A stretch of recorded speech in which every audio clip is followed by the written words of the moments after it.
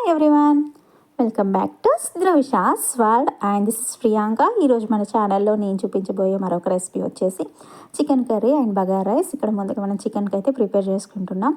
దీనికోసం ముందు స్టవ్ పైన గిన్నె పెట్టుకొని అందులో ఆయిల్ వేసుకొని, ఆయిల్ వేడాక పచ్చిమిర్చి ఉల్లిపాయ ముక్కలు వేసుకొని మంచిగా వేయించుకోండి.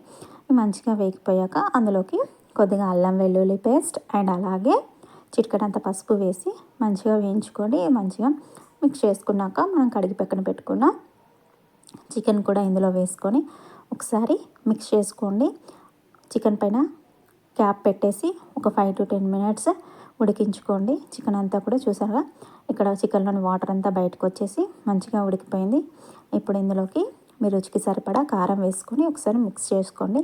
ఇలా మిక్స్ చేసుకున్నాక అలాగే ఇందులోకి మీ రుచికి సరిపడా ఉప్పు కూడా వేసి మిక్స్ చేసుకోండి. ఇలా ఉప్పు కారం వేసాక మరొక 5 minutes ఉడికించుకోండి. చికెన్లోకి మీకు గ్రేవీకి సరిపడా వాటర్ అనేది ఇందులో వేసుకోండి. గ్రేవీకి సరిపడా వాటర్ వేసుకున్నాక ఇందులో గరం మసాలా పౌడర్ అలాగే ధనియా పౌడర్, చివర్లో కొత్తిమీర వేసుకోండి.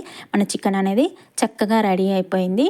నెక్స్ట్ ఇక్కడ నేను మీకోసం బగారా ప్రాసెస్ చూపించబోతున్నాను. దీనికోసం ముందుగా ఒక స్టవ్ మీద ఒక గిన్నె పెట్టుకొని గిన్నెలో ఆయిల్ వేసాక ఆయిల్ వేడాక హోల్ బిర్యానీ మసాలా, షాజీరా అలాగే ఇలాచి, బిర్యానీ ఆకు, చెక్క ఇవన్నీ కూడా వేసుకోండి. ఇవన్నీ మంచిగా వేగిపోయాక అందులోకి అల్లం వెల్లుల్లి పేస్ట్ కూడా వేసి మిక్స్ చేసుకోండి. అల్లం వెల్లుల్లి పేస్ట్ కూడా మంచిగా వేగిపోయాక పచ్చిమిర్చి అలాగే క్యారెట్ ముక్కలు కూడా వేసి వేయించుకోండి. ఇవి మంచిగా వేగిపోయాక అందులోకి మీ రుచికి సరిపడా ఉప్పు కూడా వేసుకోండి. ఇక్కడ రైస్ అనేది ముందుగానే కడిగి పెట్టుకున్న రైస్లోకి ఇప్పుడు మనం తయారు చేసిన ఇదంతా కూడా అందులో వేసుకొని ఒకసారి మిక్స్ చేసుకోండి. చివరిలో పైనుండి కొత్తిమీర వేసుకుంటే సరిపోతుంది. ఇక్కడ మన బగారా ప్రాసెస్ కూడా తయారైపోయింది. చూస్తున్నారు కదా, చాలా ఈజీగా మన చికెన్ బగారా రైస్ కూడా ప్రిపేర్ అయిపోయింది. Thanks for watching.